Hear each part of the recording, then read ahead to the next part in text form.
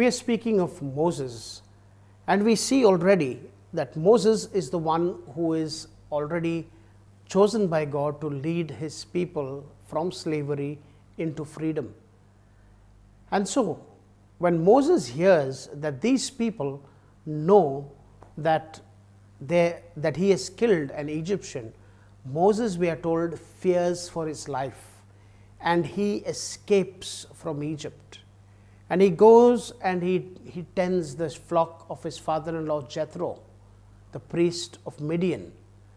And on one such occasion, as he is there away from the palace and he is tending the sheep of his father, what happens? He notices a very strange sign. And in this sign, there is a burning bush, a bush that is on fire. But surprisingly, this bush is not getting consumed. And he notices this strange sign and says, I must investigate this. And as he comes closer, the bush speaks to him. It says, Moses, you are on holy ground. Remove your sandals. And Moses has no clue what has happened. And then God introduces himself. I am the God of your fathers, of Abraham, of Isaac, of Jacob. I have heard my people's cry, and I want you to lead them out of slavery. Notice what is happening here. God is sending Moses back into enemy land. He's sending him back to confront his fears. Moses is afraid of death in Egypt, and he runs away from there because people have known that he is a murderer. But God sends him back so that Moses is able to confront his fears and not run away from them. And this is the way God often works in our lives too. He makes us confront our fears. Rather than running away from things, you and I are invited, you and I are called to face our fears head on. And this, my dear brothers and sisters, is the beginning of Moses' call. And Moses obviously has a lot of excuses. He says, Lord, I'm not going to be going there. Pharaoh wants to kill me. God says, don't worry, I'm with you. And then Moses says, but I'm not a good speaker. I don't know how to speak. I'm not a very talented speaker. God says, don't worry, your brother Aaron will be with you. He will be a spokesperson. You go. And God gives him a sign. And that sign is he's to drop the staff that he's carrying. This one turns into a snake, and then when he picks it up, it again turns into a staff. And Moses really knows then with these signs that he is not daydreaming. He knows for sure that what he sees is really happening to him. It is not a dream. And so emboldened by this, he goes to Pharaoh. And what does Moses tell Pharaoh? He tells him, thus says the Lord, let my people go so that they may go into the desert, into the wilderness, and offer sacrifice to me and then return. And God has already warned Moses that Pharaoh is not going to listen to him so easily. And therefore God will bring down Pharaoh to his knees. What do we find? We find, as predicted, Pharaoh obviously doesn't give him. Pharaoh is no fool to just listen to Moses and let the people go, hoping that they will return to rebuild his cities. He says, nothing doing. I am not sending the people anywhere. In fact, he tells the taskmasters to work harder, to make these people work harder and build bricks at a faster rate. And he actually puts on more, he's more torture onto the Israelites, into the Hebrew slaves. And so what do we find happening? We find that God tells Moses, now that Pharaoh hasn't listened, I am going to wage war against all the gods of Egypt. And we have the story of the 10 plagues.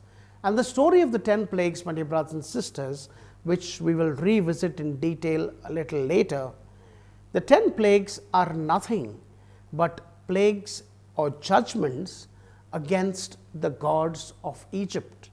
And therefore, each of the plague is directed against one of the gods of Egypt.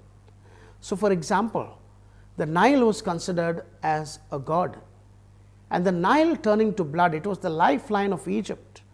And when the Nile turned into blood, people could not drink that water, and therefore Egypt suffered. That river, which they referred to as God, could not sustain them any longer. So, God is passing judgment against the Nile. God passes judgment and brings frogs along the earth.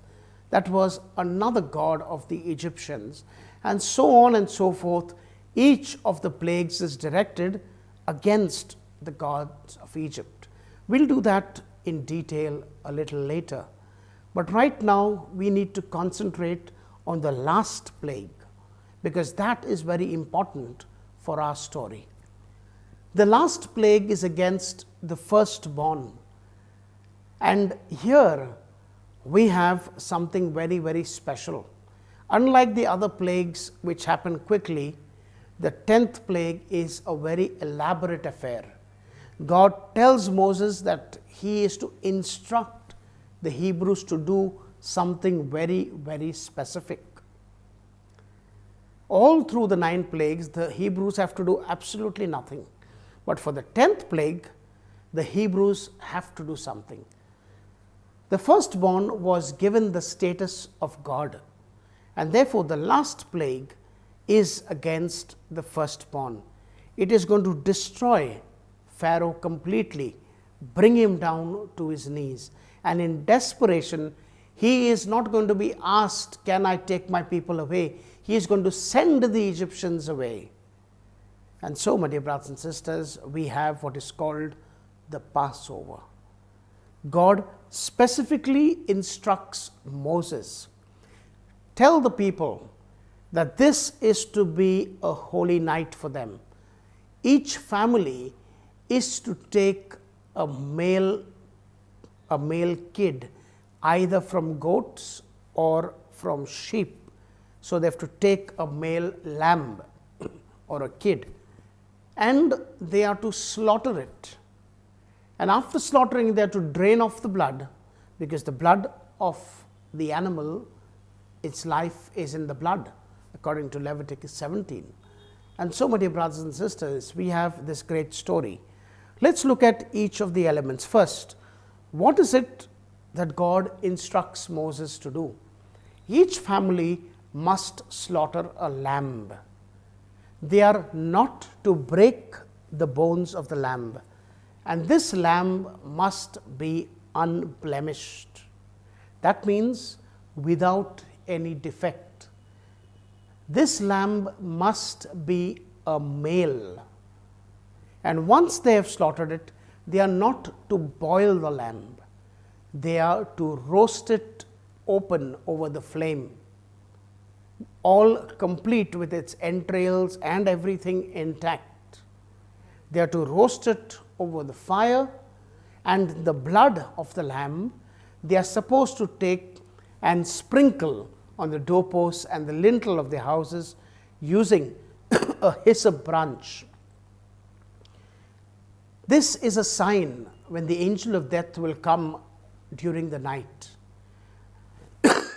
During the night, the angel of death will visit Egypt, and any house which does not have this blood on the doorposts, the angel will slaughter the firstborn of that household.